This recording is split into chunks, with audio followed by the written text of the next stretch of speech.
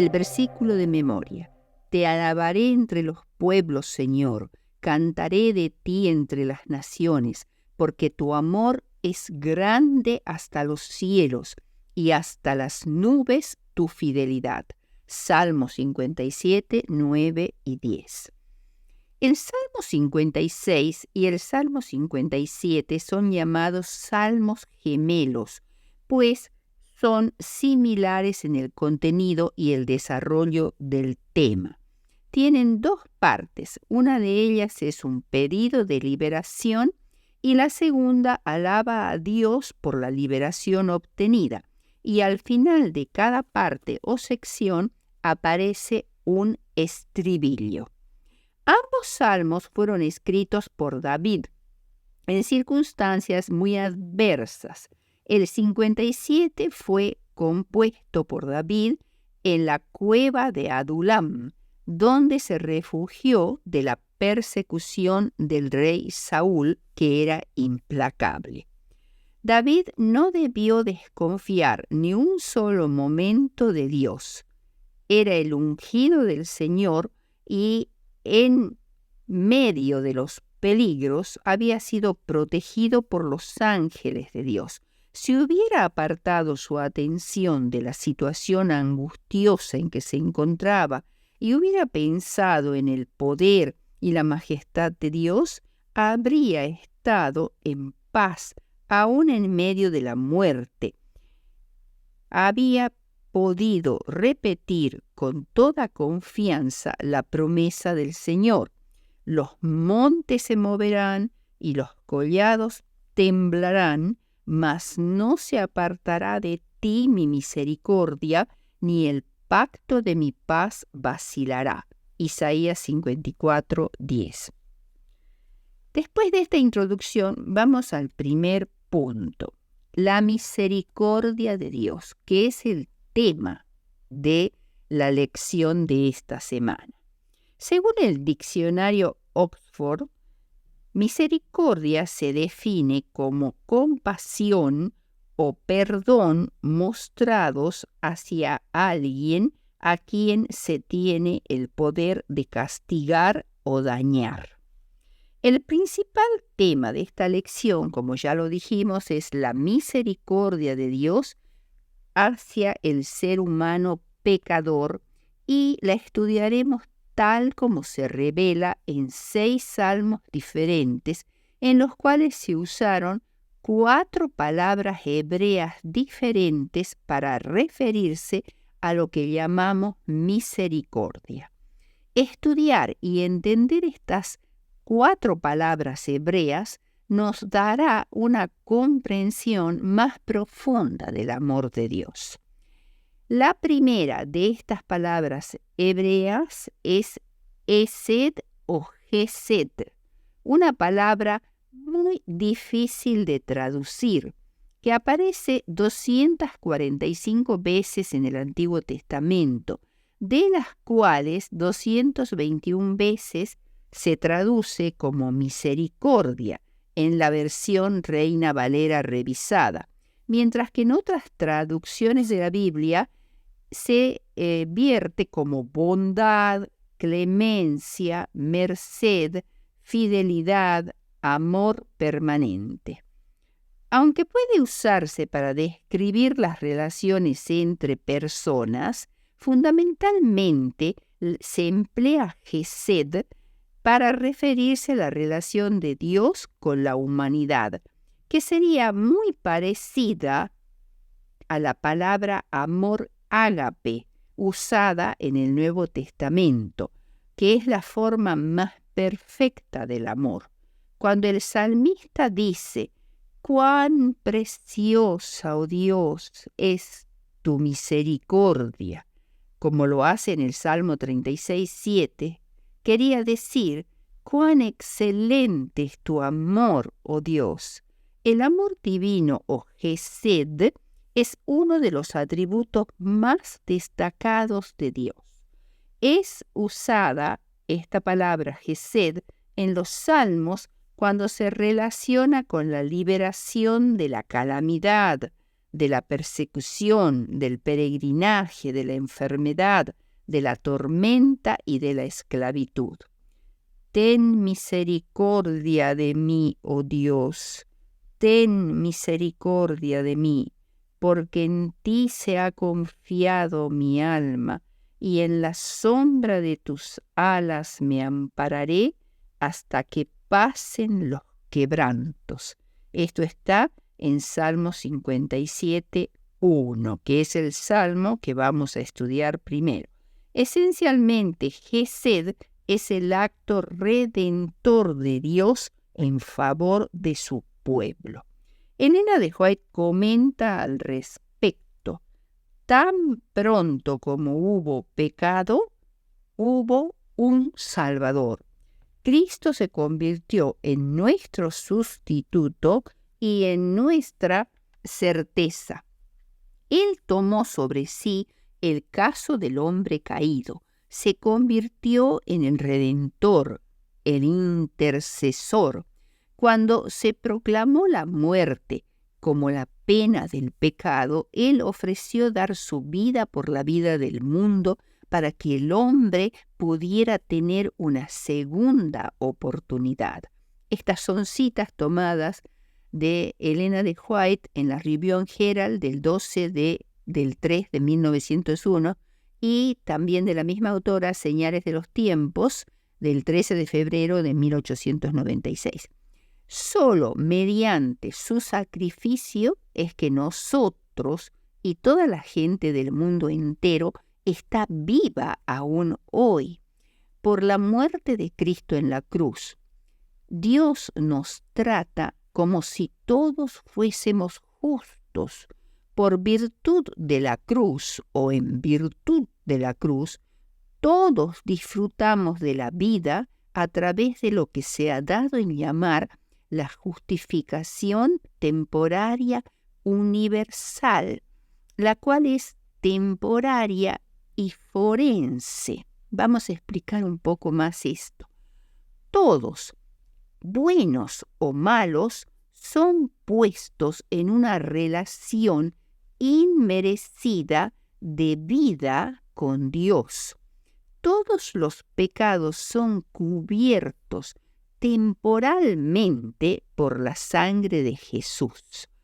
Y tenemos para esto un versículo: mas Dios muestra su amor, o podríamos decir su misericordia, Gesed, para con nosotros, en que siendo aún pecadores, Cristo murió por nosotros. Romanos 5:8. Esta misericordia divina se manifiesta a las criaturas indignas porque Jesús es la propiciación por nuestros pecados, y no solo por los nuestros, sino también por los de todo el mundo, como lo afirma 1 de Juan 2:2. Esta es una justificación legal, técnica, objetiva o impersonal.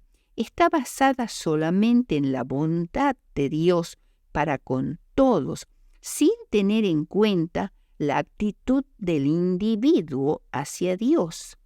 En el antiguo servicio del santuario, el sumo sacerdote llevaba sobre su pecho lo que se llamaba el pectoral, donde estaban inscriptos en piedras preciosas los nombres de cada una de las tribus de Israel.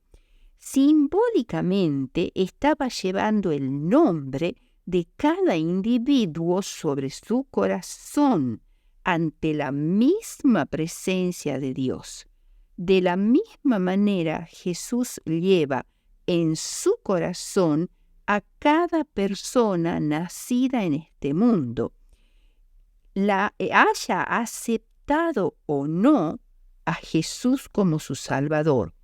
Esto puede parecernos desconcertante, pero es así porque Cristo expió temporariamente todos nuestros pecados conocidos y desconocidos, confesados y no confesados. Elena de White tiene otra cita al respecto que dice así: y como nuestro mediador, Cristo trabaja incesantemente por ellos, les otorga vida y luz, esforzándose mediante su espíritu para ganarlos del servicio de Satanás. O sea que Cristo está trabajando incesantemente por aquellos que aún son pecadores, que aún no lo conocen, que aún no lo han reconocido como Salvador. Pero Él está cubriendo sus pecados y envía al mismo tiempo al Espíritu Santo para trabajar en su corazón y para ganarlos del servicio de Satanás y que se conviertan a Él. Esto está en Review and Herald del 12 de marzo de 1901. Todas las personas nacidas en este mundo, junto con Adán y Eva, somos culpables de rebeldía ante Dios. Todos hemos perdido el derecho a la vida y merecemos la muerte. Pero Dios no creó al hombre para que pereciera. No era ese su propósito. Lo creó para estar en comunión con Él y sus santos ángeles. De acuerdo con el plan del Creador, cada persona nacida en este mundo viviría para siempre en su misma presencia. Para poder cumplir este propósito, Jesús se ofreció voluntariamente por Gesed, o sea, por misericordia, para morir, y lo hizo para que los pecadores, incluidos Adán y Eva, pudieran vivir tanto temporalmente como por la eternidad. El propósito, por tanto, de la justificación temporaria universal es dar tiempo a los rebeldes contra Dios y sus gobiernos para que cambien su actitud hacia Dios y su gobierno, para que tengamos la oportunidad de escoger de ser ciudadanos leales de su reino. De esta manera, la justificación temporaria universal no implica un cambio ético o un cambio en la actitud de la persona hacia Dios. Solo significa que Dios trata temporariamente con los pecadores como si fueran justos, a pesar de su actitud de rebelión hacia Él. Manifiesta así su tierna compasión hacia todos, otorgando una suspensión momentánea de la sentencia de muerte, no ejecutándolos inmediatamente a pesar de sus pecados. Esta suspensión temporaria está ideada para romper el obstinado corazón del pecador y acercarlo a su Salvador en arrepentimiento. Como Dios no condenó, o mejor dicho, como Jesús no condenó a la mujer tomada en adulterio, y le dijo bondadosamente: ni yo te condeno, vete y no peques más. Juan 8:11. O parafraseándolo, ven ahora y abandona tu vida de pecado. Dios trata de la misma forma bondadosa, es decir, con Gesed, a todos los pecadores hoy, porque hoy todavía es el día de salvación, como dice 2 de Corintios 6:2. Todavía no es el día del juicio y de la condenación, como dice Juan 3:17. Si no fuera por la sangre derramada de Cristo, no habría vivido ni siquiera una persona en esta tierra. Adán y Eva habrían sido destruidos y esta tierra estaría desierta y en oscuridad. A la muerte de Cristo le debemos aún esta vida terrenal actual, el pan que comemos, el agua que bebemos, han sido comprados por su cuerpo quebrantado. Esto sí que es misericordia. La segunda palabra para misericordia es raham, raham con una H intermedia. El Salmo 51:1 utiliza 3 palabras hebreas para referirse a la misericordia. Dice así: ten piedad de mí. Ahí es anam. Conforme a tu misericordia. Allí es gesed. Conforme a la multitud de tus piedades, raham. Borra mis rebeliones. La palabra raham procede de un sustantivo hebreo que significa matriz o vientre. Esto está, con este significado está en el Salmo 22:9. Una palabra que contiene en sí la idea del tierno cuidado de una madre hacia su bebé. También representa una emoción que contrasta con la ira. Es una bondad que excede con mucho lo que alguien merece. Significa en este contexto mostrar compasión, favor hacia alguien que no lo merece. El Salmo 51 es un salmo penitencial. David lo escribió después de cometer su gran pecado de adulterio con Betsabé y el asesinato de su esposo Urías Eteo. Y David escribió este salmo en la angustia del remordimiento y la repugnancia de sí mismo por haber cometido estos actos tan viles, indignos de un rey. Este himno es una expresión del arrepentimiento de David cuando le llegó el mensaje de reprensión de parte de Dios a través del profeta Natán. Es un himno que, sin embargo, trata una cuestión tan íntima y vergonzosa del rey, pero que debía de ser cantada en las asambleas públicas de su pueblo para que otros se instruyeran por el conocimiento de la triste historia de su caída.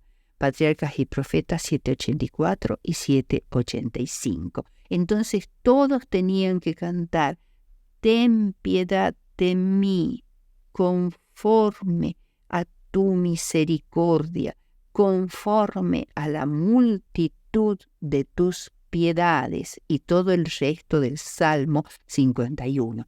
En este contexto, raham significa mostrar compasión, mostrar favor, como cuando alguien con poder, que está en una posición superior de autoridad, decide mostrar favor hacia un subordinado, una afectuosa compasión que va más allá, que está dispuesta a perdonar el pecado. Quizá ningún otro pasaje del Antiguo Testamento pinta un cuadro tan patético del pecador verdaderamente arrepentido, que confía en el poder de Dios para perdonar y restaurar. En este ruego no hay ninguna excusa. David no presenta ninguna disculpa, ningún intento de justificarse, ninguna queja contra alguna injusticia de la ley que lo condenaba. En verdadera humildad, David solo se culpa a sí mismo. De la misma manera, Dios muestra su tierna compasión a aquellos que han sido afectados por el pecado, y que le han fallado de una forma muy fea, y de la misma manera que lo hizo con David, les muestra misericordia y perdón. La tercera palabra para misericordia es anam o hanam. Es un verbo que significa favorecer, ser misericordioso, generoso, apiadarse de alguien. Revela la disposición y las acciones de Dios hacia sus criaturas. Él concede libremente su favor a quienes lo desean, pero también puede detener su gracia cuando se rechaza su ofrecimiento. Por tanto, dice el texto, yo os arrojaré de esta tierra, a una tierra que ni vosotros ni vuestros padres habéis conocido, y allá serviréis a dioses ajenos de día y de noche, porque no os mostraré clemencia. Esto lo dice Jeremías 16:13. Es un texto duro y amargo, porque acá está mostrando la determinación de Dios de retener su misericordia y permitir el castigo a su pueblo impenitente llevado en cautiverio a Babilonia y destruir toda la nación, el templo en ruinas. Esto es lo que Dios puede hacer cuando nosotros no apreciamos su misericordia y su ofrecimiento de perdón. El Salmo 103 usa esta palabra, anam, con respecto a la misericordia del Señor revelada en su compasión y ternura. Por lo tanto, su autor, David, tiene el corazón lleno de alabanzas a Dios por las bendiciones recibidas en su propia vida e invita a toda la creación a adorar a Dios. No olvides ninguno de sus beneficios, dice David en el versículo 2. No tenemos nada que temer del futuro a menos que olvidemos la manera en que el Señor nos ha conducido en el pasado. Esto está en el libro Notas Biográficas de Elena de White, la página 216. No tenemos nada que temer del futuro a menos que olvidemos lo que el Señor ha hecho por nosotros, la manera en que el Señor nos ha conducido, la manera en que el Señor nos ha librado de peligros y de muchas situaciones difíciles. Entre las bendiciones que Dios nos da están, primero, el perdón de nuestros pecados. Segundo, el sanamiento de nuestras dolencias o enfermedades. Tercero, el que nos rescate de la muerte. Y cuarto, el que nos corone de favores. El versículo 8 dice, misericordioso y clemente es Jehová. El salmista basa sus ruegos en el glorioso carácter de Dios. Por la naturaleza misma de su carácter, Dios no puede abandonar a un alma necesitada. No nos paga como nosotros merecemos. ¿Por qué? Porque Cristo ya pagó el castigo de nuestro pecado. Su misericordia es tan grande como la distancia infinita e inconmensurable que separa la tierra del trono de Dios. Él, como el Padre, se compadece de sus hijos porque conoce nuestra condición, que somos débiles, que somos frágiles y que somos tendientes a caer en el pecado. Estas condiciones nuestras despiertan un torrente de compasión en Dios, como sería en el caso de un padre humano al contemplar la situación de un hijo enfermo, discapacitado o con una situación que lo coloca en una posición muy desfavorable. Hanán, por tanto, significa que Dios es compasivo y clemente, lento para enojarse y grande en amor, que no siempre reprende, que no guarda el enojo para siempre, que no nos trata como merecen nuestras iniquidades, que no nos paga conforme a nuestros pecados. Debemos imitar dentro de nuestras posibilidades el carácter de Dios para con nuestros prójimos. Si hemos entendido, al menos en una ínfima parte, el maravilloso carácter de Dios, su gloriosa misericordia, su compasión y su perdón hacia nosotros, lo menos que podemos hacer es tratar de manifestar, aunque sea en una mínima parte, esas cualidades del carácter de Dios. Y la cuarta palabra para misericordia es Selihá, que significa hay perdón en ti. Y la encontramos en el Salmo 134. Y dice así: pero en ti hay perdón para que seas reverenciado. Selihá procede del verbo hebreo salá, que significa perdonar, absolver.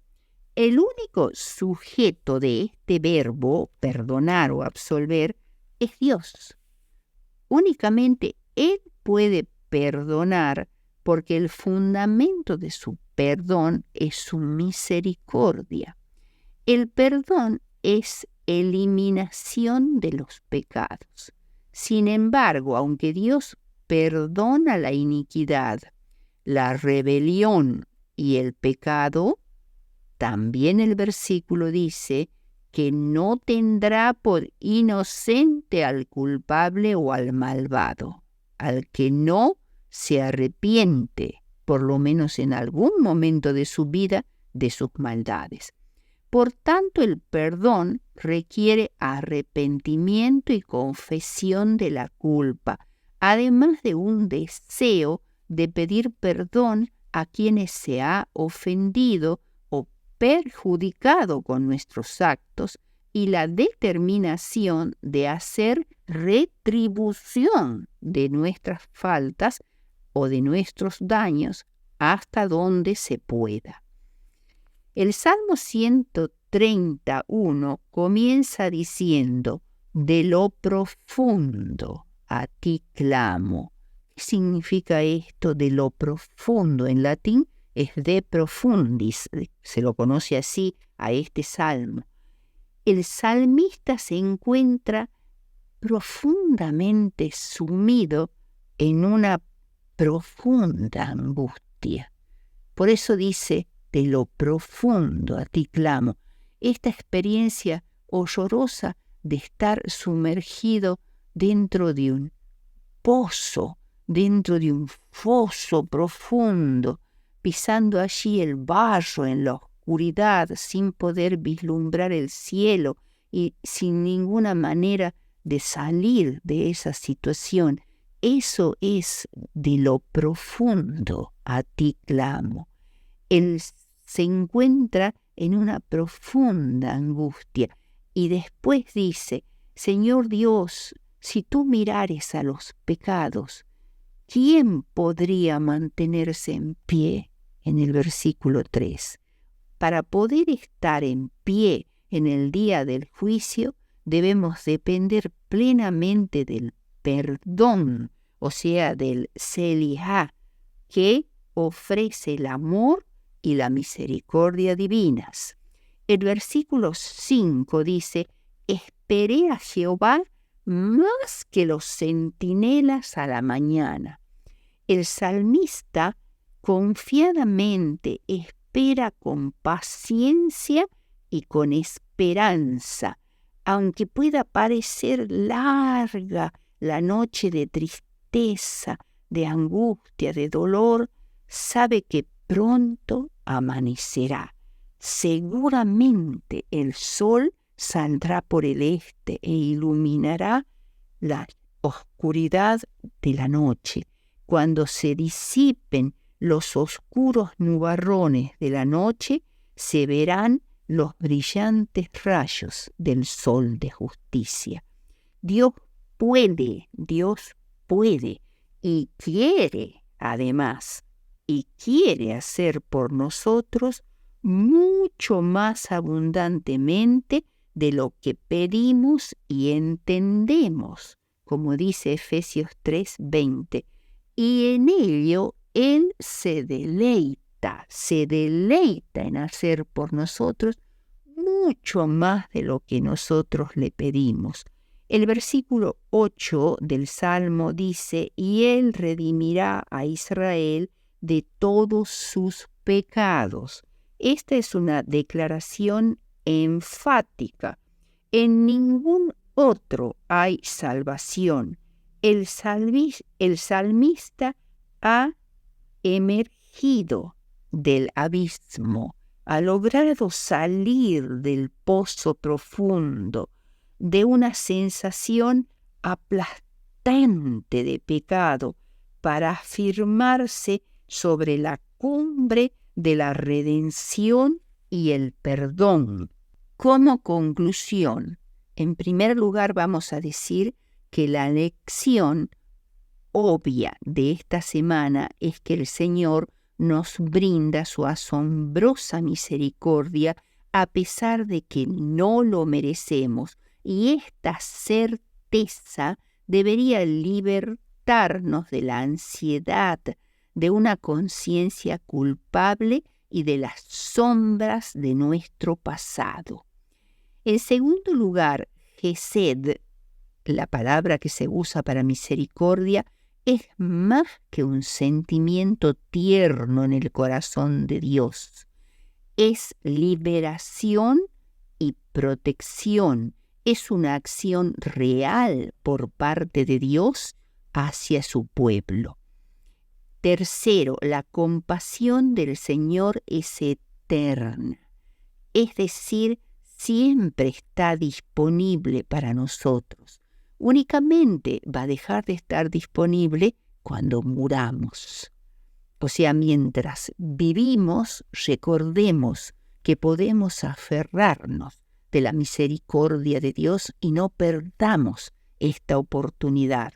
Si no la aprovechamos, es porque seguimos en pecado y no porque hayamos agotado los límites del amor de Dios. En cuarto lugar, la misericordia encarna el concepto de que el gran Dios trascendente, sentado en el trono del universo, recibiendo la alabanza y la adoración de los más excelsos ángeles, está dispuesto a condescender hasta nosotros y mostrarnos su compasión. Y hay un texto bellísimo de Isaías 57:15 que dice así: porque así dijo el alto y sublime, el que habita la eternidad y cuyo nombre es el Santo. Yo habito en la altura y la santidad, y con el quebrantado y humilde de espíritu, para hacer vivir el espíritu de los humildes y para vivificar el corazón de los quebrantados. Quinto, hallar gracia ante los ojos de Jehová. Esa es una expresión que se encuentra en muchos textos de la Biblia y implica que estamos dispuestos y abiertos a recibir la gracia de Dios. Finalmente, en el sexto punto, la Selijá nos ofrece nuevas percepciones de la profundidad y la amplitud de la bondad amorosa de nuestro Creador. Por tanto, debemos ser tan misericordiosos y bondadosos con nuestros prójimos, aunque nos hayan perjudicado feamente, como Dios lo es con nosotros. Nunca debemos actuar como el siervo que no perdona, de la parábola de Mateo 18, 23 al 35. No seamos el hombre cruel e implacable de la parábola, que no advierte que él es tan malo o peor que su siervo al que no perdona. Deberíamos reflexionar con gratitud y humildad sobre la gracia y la misericordia que hemos recibido gratuitamente de nuestro Padre Celestial.